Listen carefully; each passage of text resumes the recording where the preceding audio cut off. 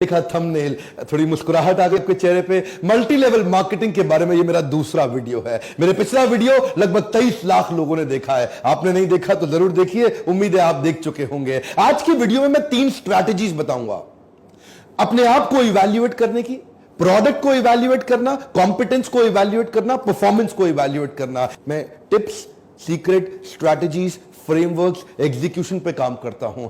जड़ें मजबूत करने वाला वीडियो है ये 3 स्टेप का। इसके बाद एक वीडियो और देने का भी मन है मेरा। शायद ही ऐसी कोई बड़ी मल्टी लेवल मार्केटिंग की कंपनी बची हो जिसके ओनर, प्रमोटर, चेयरमैन या डायरेक्टर ने मुझसे पर्सनल आके कोचिंग ना ली हो या मेरा लीडरशिप फनल ना अटेंड किया हो। सीनियर लीडर्स ये जानते हैं कि बिजनेस हो हल्ला शोर शराबे से नहीं बढ़ता। बिजनेस बढ़ने के लिए आपको फ्रेमवर्क, वो समझ, वो स्ट्रैटेजीज बनानी बहुत जरूरी है ताकि आप उन फ्रेमवर्क्स को एग्जीक्यूट कराएं और फ्रेमवर्क बिजनेस चलाएं। आप बैठे आराम से। फ्रेमवर्क कैसे चलाते हैं ये 3 बातें सुनिएगा ध्यान से, जिसमें मैं आपको स्टेप बाय स्टेप बताना चाहता हूं। पहले लेंगे प्रोडक्ट इवैल्यूएशन। सुनने में थोड़ा सा टेक्निकल लगता है, अंग्रेजी जैसा लगता है, घबराइए मत, सरल भाषा में बताऊंगा। सबसे पहले जिस भी कंपनी में आप काम कर रहे हैं, कहीं नौटंकी कंपनी में तो काम नहीं कर रहे, आजकल आ गई है कहीं पैसा घुमाने वाली, मनी रोटेशन, जिसका प्रोडक्ट कोई बेस ही नहीं है, ये भाग जाएंगे। मैं आज इनका नाम नहीं लेना चाहता, नीचे आप कमेंट बॉक्स में समझ जाएंगे मैं किसकी बात कर रहा हूं। ये बहुत नोट छाप रहे हैं आजकल, बहुत कमा रहे हैं, बहुत तेल आगे। मैंने जाना बंद कर दिया इनके यहां। ऐसी कई कंपनी थी जिनके पास मैंने जाना बंद कर दिया। मैं ना उनसे मिलता हूं ना उनका कोई सेमिनार करने जाता हूं। ये बताते हैं हमने सैकड़ों करोड़ रुपए का टर्नओवर कर लिया पिछले कुछ महीनों के अंदर, देखो हम कहां से कहां पहुंच गए, देखो हमने कितने। अरे तुम पैसा घुमा रहे हो, मेरे को मालूम है। प्रोडक्ट जब तक दमदार नहीं है, वो प्रोडक्ट इवैल्यूएशन का पहला स्टेप, अपने प्रोडक्ट की नीड और अर्जेंसी पहचानने की कोशिश करो मार्केट में। जो प्रोडक्ट आप बेच रहे हैं उसकी जरूरत कितनी है। कई बार हम लोग कैसा माल लेके आते हैं, वो लेके आते हैं जिसमें मार्जिन ज्यादा है, वो नहीं लेके आते जिसकी नीड ज्यादा है। जैसे कई एमएलएम कंपनी सॉफ्टवेयर बेचने में लगी है। अरे भाई आप सॉफ्टवेयर बेच रहे हो, उसकी नीड तो है, मानता हूं, लेकिन मार्केट साइज बड़ा छोटा है, जितने लोगों को चाहिए ही नहीं सॉफ्टवेयर। ऐसा तो नहीं कि हर आदमी को देश भर में सॉफ्टवेयर की जरूरत पड़ रही है, हर इंडिविजुअल को तो नहीं चाहिए ना, कुछ कंपनीज को चाहिए सॉफ्टवेयर। तो मार्केट साइज छोटा है उसका। और कुछ बिजनेस ऐसे हैं जिसका मार्केट साइज बड़ा है लेकिन प्रोडक्ट की जरूरत ही नहीं है जी। वो ऐसा प्रोडक्ट ले आए जिसकी जरूरत ही नहीं है। इसका सेकंड पॉइंट समझिए, identify the uniqueness of the envision product. ये बड़ा इंपॉर्टेंट है सेकंड पॉइंट। जो माल आप बेच रहे हैं वो कितना यूनिक है। आप ऐसा तो नहीं कि कुछ वही बेच रहे हो, सारे के सारे बेच रहे हो। आप वही तेल, साबुन, शैंपू बेच रहे हो, सबके सब बेच रहे हैं।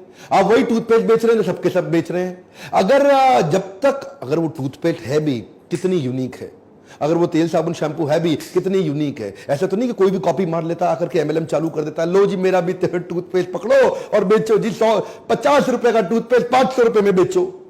अगर आपका प्रोडक्ट यूनिक भी नहीं है और महंगा भी बहुत है, आपको बहुत पुश करना पड़ेगा सेल्स में। इसलिए सबसे पहले प्रोडक्ट इवैल्यूएशन बहुत जरूरी है, क्योंकि अगर प्रोडक्ट ही गलत हो गया, प्रोडक्ट ही ऐसा है जिसका रीपरचेज ही ना आए, तीसरा पॉइंट क्या है, रीपरचेज, उसका रिकरिंग रेवेन्यू ही ना आए, तो फायदा क्या हुआ जी। मान लो जैसे कई सूट लेंथ बेचते हैं, एक कंपनी थी सूट लेंथ बेचा करती थी, सूट लेंथ बेचते बेचते उड़ गई। अब सूट लेंथ आप बेच रहे हो, उसका रिकरिंग रेवेन्यू है ही नहीं। आदमी को हर हफ्ते सूट लेंथ थोड़ी चाहिए। आप कुछ कपड़ा बेच रहे हो, उसका रिकरिंग रेवेन्यू है ही नहीं, वो हर हफ्ते तो चाहिए ही नहीं होगा उसको। आपने मान लो कुछ ऐसी आइटम बेच रहे हो जो बार बार बिकेगी नहीं, तो आपका रीपरचेज किधर से आएगा। रीपरचेज तो बहुत जरूरी है एमएलएम के अंदर। देखो अगर कंपनी और प्रोडक्ट को ठीक इवैल्यूएट नहीं किया तो आपके लिए टाइम कंज्यूमिंग हो जाएगा, अल्टीमेटली आपको बहुत एक्सपेंसिव पड़ेगा, आपको ये नेगेटिव पड़ेगा, डिसरप्टिव पड़ेगा। इसीलिए शुरुआत से ही ठीक कंपनी, ठीक प्रोडक्ट में काम करिए। अच्छे ग्लोबल जायंट्स हमेशा पीएसपी बिल्ड करते हैं, प्रॉब्लम सॉल्विंग प्रोडक्ट, वो प्रोडक्ट जिससे मार्केट की बड़ी बर्निंग प्रॉब्लम सॉल्व हो रही हो। तो जो आप एमएलएम में बेच रहे हो, ऐसा तो नहीं कि जी आप भी वही बेच रहे हो जो सारे बेच रहे हो, कोई बर्निंग प्रॉब्लम आप सॉल्व ही नहीं कर पा रहे। जैसे ही आपके पास बर्निंग प्रॉब्लम सॉल्विंग प्रोडक्ट तैयार हो जाएगा ना, आपको मेहनत कम करनी पड़ेगी, माल अपने आप रीपरचेज में जाएगा। जितने भी ट्रेडिशनल मार्केटिंग के या डिजिटल ब्रांड्स भी हैं, वो सब पीएसपी फॉर्मूला पे काम करते हैं, चाहे वो टेस्ला हो, गूगल हो, एप्पल हो, आईबीएम हो, अलीबाबा, अमेजॉन हो, माइक्रोसॉफ्ट हो, नेटफ्लिक्स हो, स्नैपचैट हो, फेसबुक, व्हाट्सएप या यूट्यूब, ये सब वो ब्रांड है जिनको एडवर्टीजमेंट नहीं करना पड़ता, प्रॉब्लम सॉल्विंग प्रोडक्ट तैयार कर गए। एनीवेज वो ट्रेडिशनल ब्रांड है, आप मल्टी लेवल मार्केटिंग में है। सोचिए कि माल जो प्रोडक्ट आपका है उसको जरूर इवैल्यूएट कर लीजिए। और अगला है कॉम्पिटेंस इवैल्यूएशन। अपना भी तो कॉम्पिटेंस इवैल्यूएशन करना पड़ेगा आपको। चलो आपने कंपनी को तो आकलन कर लिया, अपना आकलन किया आपने कंपनी का इवैल्यूएशन कर लिया, अपना इवैल्यूएशन किया कि आप भी उस एमएलएम कंपनी के लायक हैं भी कि नहीं है। इसमें भी 3 हिस्से हैं, पर्सनल इफेक्टिवनेस, इंटरपर्सनल इफेक्टिवनेस और ऑर्गेनाइजेशनल इफेक्टिवनेस। क्या होती है 3 चीजें ये? पर्सनल इफेक्टिवनेस मतलब आप खुद अंदर से कितने ताकतवर हैं, क्या आप में वो नेगेटिव कस्टमर को सहने की क्षमता है कि नहीं, आप में वो फेलियर को सहने की क्षमता है कि नहीं है। 100 लोगों से आप मिले, क्या आप में 95 नेगेटिव फेलियर्स को टॉलरेट करने की ताकत है? अगर आप में पर्सनल इफेक्टिवनेस ही नहीं है तो इंटरपर्सनल कहां से आएगी सर? पहले तो पर्सनल होगा फिर तो आएगा ना इंटरपर्सनल। अगर आप ही ताकतवर नहीं है तो दूसरों को कहां से ताकत देंगे आप? अगर आपकी जेब में 100 रुपया है, 1000 रुपया दे ही नहीं सकते किसी को। पहली ताकत तो आपके अंदर वो कन्विक्शन, वो एंथुसियाज्म का ट्रांसफर ही सेल्स को बढ़ाता है। जितना आप अपने प्रोडक्ट में उत्साहित है ना, उतना ही उत्साह आप दूसरे वाले को दे सकते हैं। आपका personal effectiveness, that's first. Second है इन्फ्लुएंस करने की कला, सामने वाले को कोच करने की कला, उसको इन्फ्लुएंस करना आता है आपको? क्या आप बड़े से बड़े ऑब्जेक्शंस को हैंडल कर लेते हैं? क्या आप दूसरों को प्रभुभावित कर लेते हैं? ये हो गया इंटरपर्सनल। पहला पर्सनल, दूसरा इंटरपर्सनल, तीसरा ऑर्गेनाइजेशनल। ऑर्गेनाइजेशनल क्या होता है? अपलाइन और डाउनलाइन। इनके साथ आपके कैसे संबंध, क्या आप अपलाइन को कंटिन्यूअसली रिस्पेक्ट कर पा रहे हैं या अपलाइन को अपने कंपटीशन की तरह देख रहे हैं? अगर अपलाइन से संबंध अच्छा नहीं है, आपका गेम तो वैसे भी ओवर हो जाएगा।